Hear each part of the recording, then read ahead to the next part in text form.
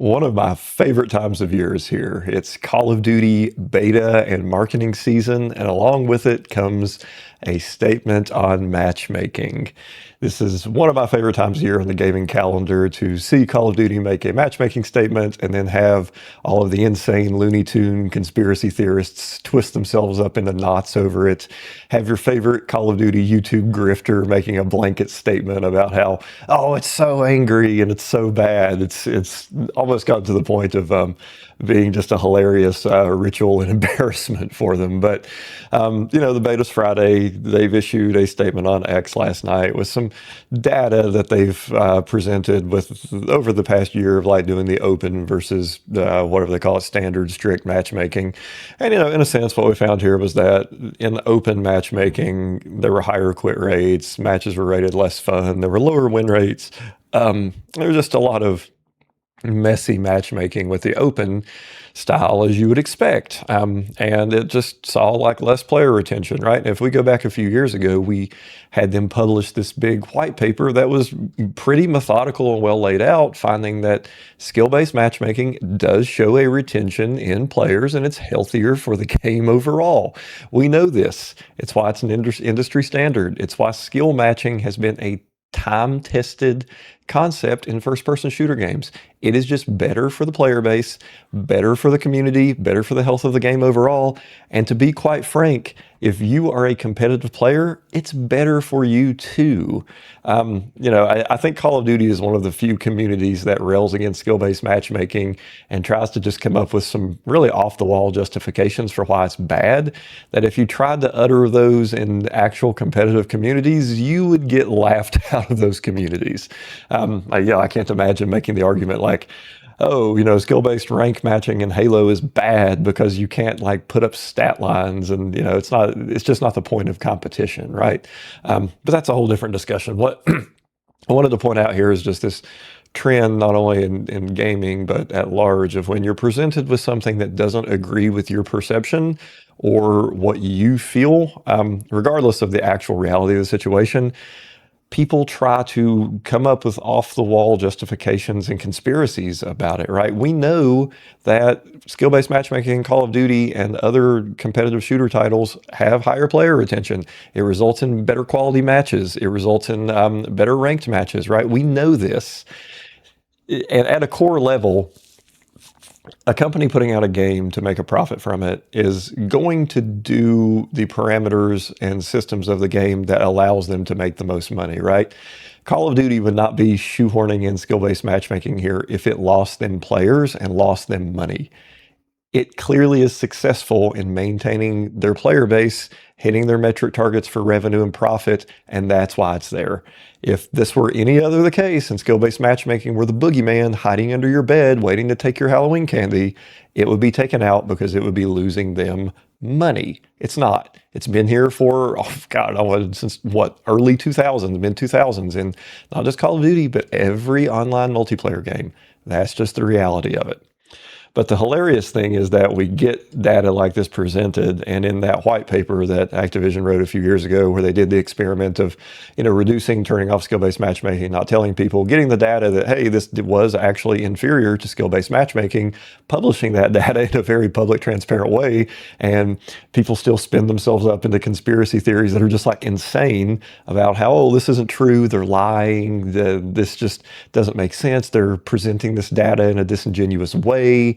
It's just a lot of very poor argumentation and, conspiracy theories that are just intellectually bankrupt around this discussion.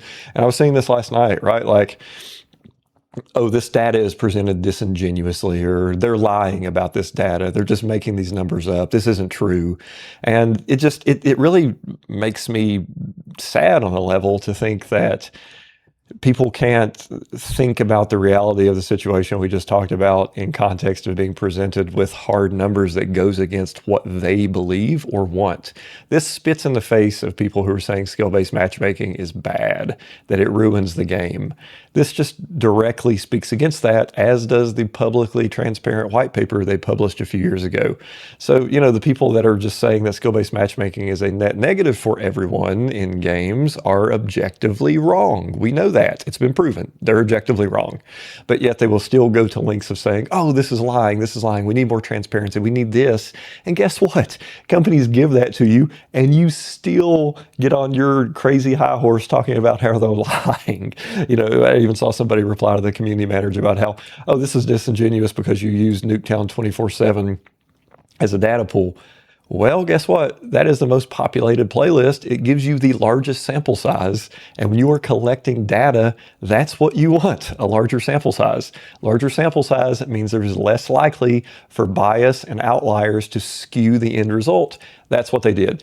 Sound methodology, right? Like taking your largest sample size and getting these data is a sound methodology. Now, there's some other nuance to that you can try to apply, and that's up to them to do it. But, nuance in terms of like, okay, this map, do we like this? Do we like that? But at the end of the day, the people are playing this playlist the most. They must like this playlist. It makes sense to pull from that sample size.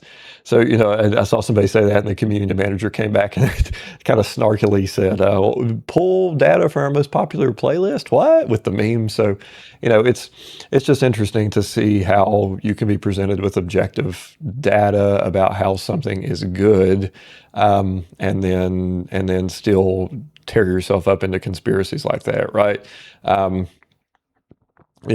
And here is like the community note here even kind of shows us Activision's SBMM paper based on A/B test of MW3 players claimed to reduce SBMM Hertz retention. In 2025, Black Ops 7 launched with SBMM reduced by default, contradicting their own back-end claims. They often publish data without proper context framing. So the proper context framing just seems like a high reach. And in terms of this, right, like how often have people been claiming for this? Launching it with reduced SBMM last year, going up against Battlefield 6, I think was their attempt to say, here, community, here's what you want. Let's see how it pans out. Because, I wouldn't be surprised, and I don't obviously have any information about this. This is just pure conjecture, but I wouldn't be surprised if they saw pre-order numbers and sales going up against Battlefield 6 and the other games last September and October, and just thought like, hey, we'll try it. Maybe our data was wrong, because that's how solid science works, right? You make a hypothesis and you test it. They tested their hypothesis in the past that reduced SBMM hurts retention. That was proven correct. They tested this hypothesis this year now that reduced SBMM might help bring players back in a year that they were probably going to lose them, which they did. And guess what? It didn't. We see now 2 examples in this structure of forming a hypothesis and testing it that having skill-based matchmaking is superior for player retention and the health of the game than not having skill-based matchmaking. That's just what it is, right? That's just it. So, I'm sure there's going to be a lot of conversation around this going into the weekend, and skill-based matchmaking, I'd like to talk about it in the context of not just COD, but also competitive games as a whole, and how other communities view close skill matching